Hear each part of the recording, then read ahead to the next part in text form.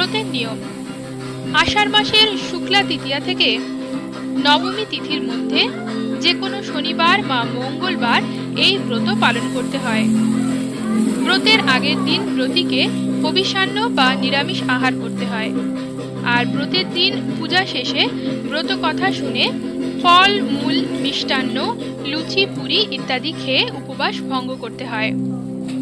তারপর লাল সুতোয় ১৩টি গাঁট ও দূর্বা দিয়ে পুরুষদের ডান হাতে এবং মেয়েদের বাম হাতে বাঁধতে হয়। আর সাধ্যমতো ফলমূল ও দক্ষিণা ব্রাহ্মণকে দান করতে হয়। ব্রত কথা।